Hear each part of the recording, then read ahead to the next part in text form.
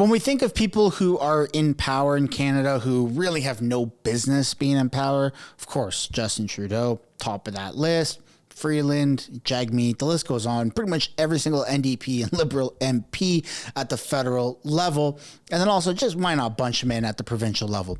But also above and beyond that, if we just zoom in to a specific region of Canada, we can take a look at Toronto. Mayor Olivia Chow is exactly what Toronto voted in, and they are facing the repercussions of making such a piss poor decision of voting her in. Welcome back to the channel. Welcome back to another video, everybody. Before we get into it, I do want to encourage everyone to smash that like button and subscribe if you haven't already. It does really help grow the channel. And just a reminder, this is indeed the extra channel. So I know I look familiar from other ones, but I would really appreciate if you guys showed this channel the same love that you do the others. We're almost at 30K subs. It'd be pretty awesome if we got there sooner than later.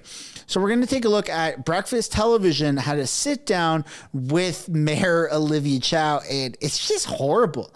It absolutely is horrible, which it got like no views on their YouTube channel, by the way, which probably means that not many people tuned in to the actual television programming of Breakfast TV unless they were sitting on their couch forced at gunpoint to watch the show, which I highly doubt they were. But let's take a look nonetheless at the breakdown of this because it's really not good. And Toronto is being destroyed in front of our very eyes. And that's kind of a stronghold in Canada. I mean, it's our most populated area. It brings in a lot of money. And you got somebody like this managing it, and it's not good. Your thoughts on that? Because a lot of people were saying that you were a champion of affordable housing and transit. That's where you polled the highest when it comes to that most recent survey. And is that what you were looking for? Is that those two areas, the two main priorities that you wanted to hit first? Oh, absolutely, because life is hard if your rent is so high or you can't afford to buy a home. We need to build a lot of housing. So we have relaxed the zoning, so builders or homeowners can build. We cut the red tape, making it faster to build. And also for the nonprofit housing, because, you know, not everyone has the money. We are building 6,000 units of affordable housing, shovel in the ground, ready. We're protecting tenants because sometimes some of the evictions may not be fair, you know, or illegal. Right. So we have a renoviction bylaw coming up, all of those things. And traffic congestion, right? It just makes your blood pressure gets up and it takes time. Toronto has the worst highways in not just Canada, but the entire world. You've got places like LA, Tokyo that have a higher population than Toronto, yet Toronto still has the most congestion because everything was built so long ago. They've been focusing on building up instead of building the infrastructure to accommodate said increase in population. It's not good, man. This woman is been going around for the past month. She's been appearing at more events in person, more costume parties than she has spent days in her office actually getting some work done. It just feels like being a mayor, being a politician, even at the federal level, it seems like they take more pride in public appearances and PR and working on like their brand than they actually do doing their freaking job. I don't know how she fits in her schedule doing her job when she's going to all these different like Caribbean events and pride parades and all of that stuff, which consumes a tremendous amount of time. And that's part of the gig. I get it. But she's just been to so many events that people have to really question, what is she actually doing? Away from your family. That's because we haven't built transit for so long. So yeah, we are pushing more bus service, building transit, and hiring people to direct traffic, and more people working in the subway station. So all of those are really important, made possible by the new deal that we had with the province, which was great. And that was one of the areas as well, your ability to communicate and to have good relations with the province was one that was mentioned in this last survey.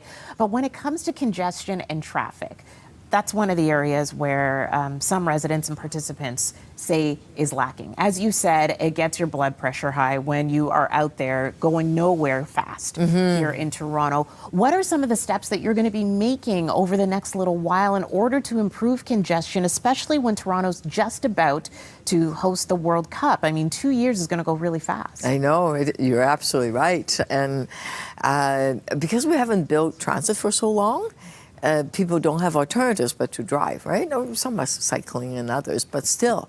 So we are working to coordinate the constructions, and there'll be more coming in the fall.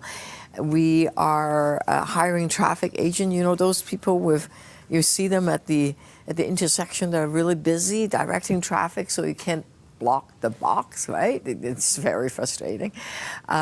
We are working to speed up the rebuild of the Gardiner, because the Gardiner literally is falling apart, right?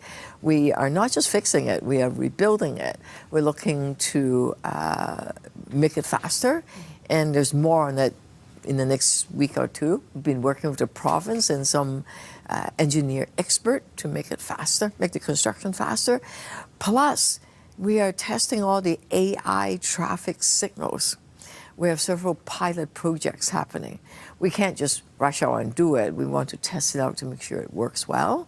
So along University, for example, some of those traffic lights are coordinated by AI, and we are partnering with Rogers, Bell, and TELUS to do all these smart AI thing. Make it work. Yeah, making it work. So, but it's still at a pilot stage. We're rolling it out. Now, so you're saying in the next week, though, when it comes to the Gardiner Expressway, we will have a week and a half. development? Before the end of the month, you will hear some details on how we can speed up the Gardiner rebuild, because people are stuck there, right? And I get it. It's hard. Another issue that a lot of people didn't have a lot of confidence. This is likely how her entire term is going to go. She's going to be testing out different pilot programs. Some may have more success than others, but ultimately it's going to remain a massive shit show. Toronto really is, and whoever inherits that mess is almost doomed to fail until there's something that can be implemented at maybe a higher level to just make the GTA a much better place, because it's just horrible all around right now. The infrastructure, the roads, the taxes. I mean, for crying out loud, Olivia Chow is trying to implement, if she hasn't yet already, the rain tax, which is just so absurd. Like, to park in your own driveway if you own a home, a detached home, yes, those are real in Toronto, you are taxed. I think it's like several $1,000s per year you're taxed to park in your own driveway. If you don't pay it, the city comes around with those massive cylinder blocks, those cement blocks, and puts them in front of your driveway so you can't park your car there. That is the state of Toronto. So how I see it going, she's going to be implementing all these pilot programs. Some may work better than others. And then it's going to be a new election. And she's going to say, well, look, we haven't had the chance to take these successful pilot programs and make them into real programs out of their pilot phase. Vote me in and we'll do that, and that'll fix Toronto. That's just the copy paste recipe that these people do to try and extend their term into, longer terms, to get more money and to have some sort of self-identified, self-entitled legacy, which is all in their head and looks good on paper. You ran for mayor, you won the mayoral candidacy, you were mayor for a little bit, but didn't actually improve anything, right?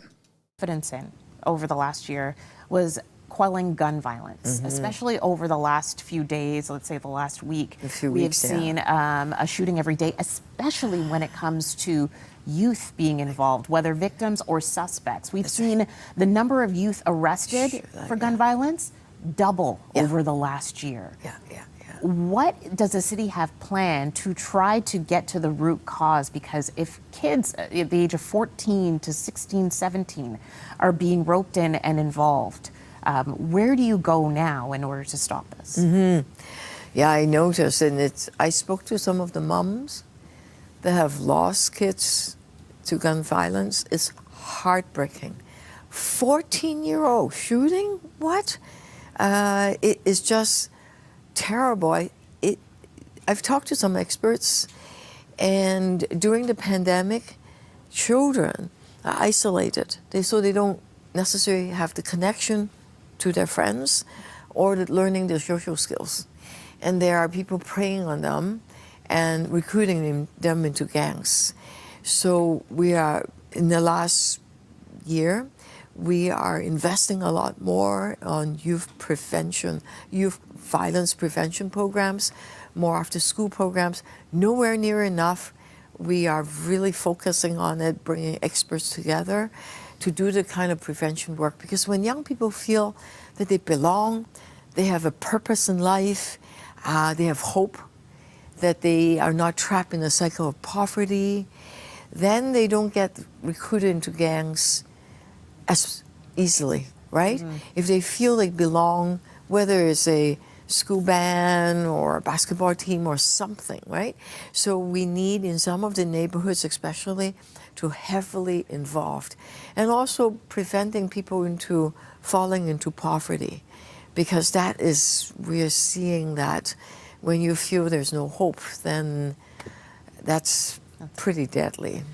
We are out of time, unfortunately, but I did want to ask you. Speaking of putting people in poverty, like, you are taxing people a rain tax, which you have no control over the footprint of your home that you've already bought without knowing that there's ever going to be a rain tax. So there's no way to actually shelter yourself from this tax, right? Like, with your income, you have the option, you know, you're going to be taxed on your income bracket. So you have the option of, you know, trying to work in different ways to increase your income or stay under a certain tax bracket. Or if you have a business, you can write off business expenses to lower your tax bracket, yada, yada, yada. There's so many ways, right? But with this new rain tax, it's just literally the size of your home that already exists. And if you've been living in it for a while, you're still subject to that tax. And then now you have to downgrade your home, potentially lower your quality of life if we're making a direct correlation between the size of your home and quality of life, which that's not exactly true. I lived in a van for many years and my quality of life was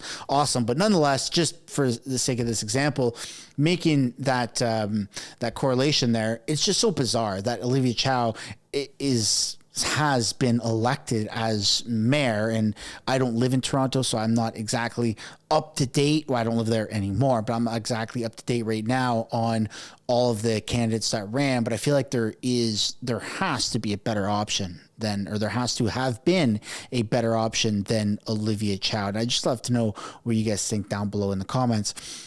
In addition to that, at some point, there was a banner that showed up. I don't know if you guys saw it. Maybe it was cropped out of the screen, but there was a banner that showed up during this interview that Olivia Chow is liked or has the approval rating, even 1 year into her being mayor. 6 out of 10 Canadians say, yes, we like you, Olivia Chow, as our mayor. Keep going. And I just want to pass the question off to you. Are you one of them? Do you think that Olivia Chow is doing a good job? Even if you're not from Toronto, let me know what you guys think down below in the comments. That's where we're going to end this video. On your way out, I would like to encourage you guys one last time, if you haven't yet already, to smash that like button, subscribe if you haven't already, and we will see you in the next one. Bye for now.